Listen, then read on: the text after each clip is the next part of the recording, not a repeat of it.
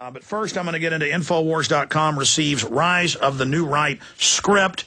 Worse than we thought from Chris, the deceptive Slimeball Matthews of Slimeball, one of the most unpopular shows on television. He has about the same listening audience as maybe a regional popular show on the radio saying Chicago. I mean, the guy is literally a joke. There are many rock and roll morning shows in big cities that have bigger audiences than Chris Matthews. He is a fraud. Remember that. It's all the great Oz, little man behind the curtain. He is literally a little demonic hunchback spiritually behind the curtain. And then he's got this big, I am the mighty Oz. I am huge. I control reality. I say you are a racist. I say you are the new Nazis because you don't want to be my slave. I am the great mainstream media. He's like, oh my God, no one's listening to us. Media, government shut down the alternative media. They're bigger. They're much bigger than I am. Oh good. Shut down the Drudge Report. Let me get back up there and scare them. I am the great and powerful Chris Matthews that has 500,000 viewers. I am the great one. I am the great one. CNN losing half its viewers in the last year.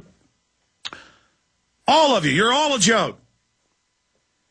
And you know why you're a joke? You say if people don't like health care, it's because they don't like black people. Come on, keep saying stuff like that. Please keep it up. You are doing a fabulous job, totally discrediting yourselves. Even off your teleprompters, everybody knows you're liars. There's no teleprompter here, Mac. I'm real. I'm a real American. I really do research. I really know what I'm talking about. I really know history. Unlike Matthews, who does these little history tricks with people, tries to catch them unaware. So have your fun with your piece. Twist what I said. Distort it all. We've got the script. I love it. Everybody knows your tricks.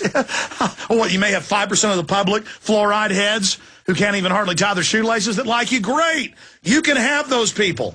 You can have them. Oh, you want to have martial law, don't you, punk? You want to be able to shut down free speech. You want to be able to take over the internet. You want everybody to still love you and your little globalist, socialist, pencil-neck, fascist takeover garbage. Well, it isn't working, punk. It's over, punk, for you. Everybody knows you and yours ruined this country and flushed it down the toilet. And you may be successful as you watch America circle the drain, laughing and giggling.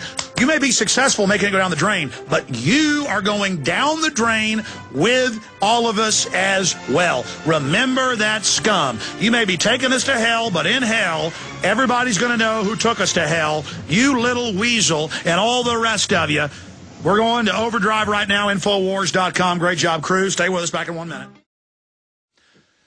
I guess it was 4 or 5 months ago, Chris Matthews calls up here at the office, Chris Matthews, and then they say, we want to come interview you. And then they give me his producer, and I talk to her, and she says, and I said, let me guess, it's a bait and switch to make sure I'll do the interview. You claim Chris Matthews is coming, but he's going to cancel at the last minute. She says, I guarantee you he won't. He's going to be doing town halls in Houston. He wants to meet with you. And I said, okay, I'll be friendly. Bring him. Less than 6 hours before he was to be here, they said, oh, he can't come now. And I said, I expected that. And I'd also told him on the phone, you will show white supremacist and Hitler, and you will show malicious shooting guns, and then you will cut to me and Rand Paul and Ron Paul. And they said, no, this is a reasonable view of the Tea Party. We want to understand you and be friendly. We want to be friends. Kind of like Rachel Maddow told Rand Paul before she stabbed him in the back. And I said, listen, I'm not stupid, just like I told Nightline. I said, you guys are deceptive, but I said, come on down, bring Matthews. And then he chickened out.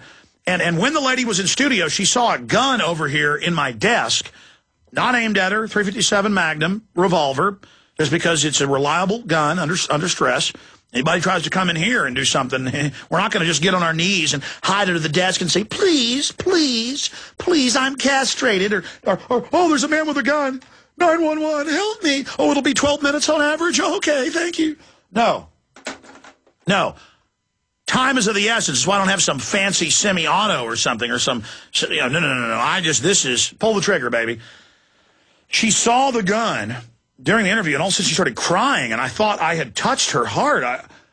This woman was going,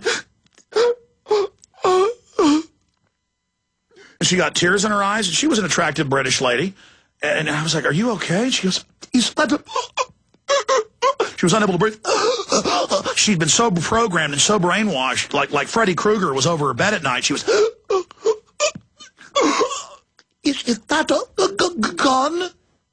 I actually had a digital recorder recording it all. I ought to play that. Like, where are those recorders? Did we save that? Did I have the guys dump that off when they were here? Just as my backup? We ought to actually find that audio in the next few days and play it. It's like a 3-hour interview. And get the... But you can't... I mean, I was sitting right here. Where I'm sitting, she was sitting right here. Their camera was over there. They had another camera over here. And I'm talking to her, and she sees the gun, and starts getting tears in her eyes. And I mean, literally, like she was having a heart attack. And I was like, are you okay, honey?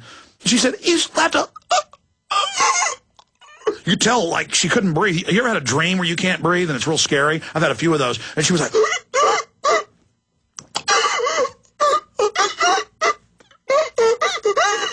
I mean, it went on, and it was like a slave. People are doubting me. I may just play the audio. Just remembered I'd recorded it as backup in case they edited me. And this went on for about 30 seconds. And she said, is that the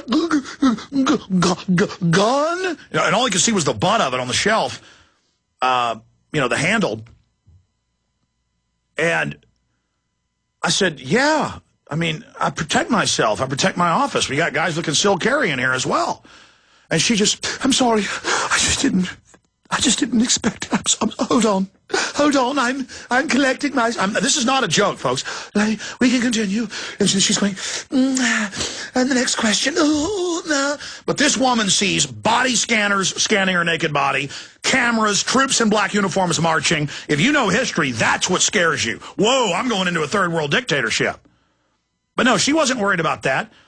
And it turned out this woman's been all over the world, combat zones, you name it. She's not scared because there it's troops with guns. They're allowed to have guns. But you see a slave. This is a woman who'll fly into combat zones. She's not afraid. But to see a fellow slave with a gun is blasphemy. It's just absolute, total, and complete blasphemy. I mean, this was sacrilege to her. To see a blood bag, I mean, that's what I am, like The Matrix, or like the movie, what's the new vampire movie? Rob recommended it, so I watched it when I was on the treadmill with Ethan Hawke. It's really good. I just watched it last week. What's the name of it? Go ask Jacobson the name of the new Ethan Hawke vampire movie. I know we're having a big powwow in there right now, but I need this information. I need this information. I need this information. Or I can get up and go get it. I need the name of that movie. But the point is that that's what we are. We're like creatures in a machine sucking our blood.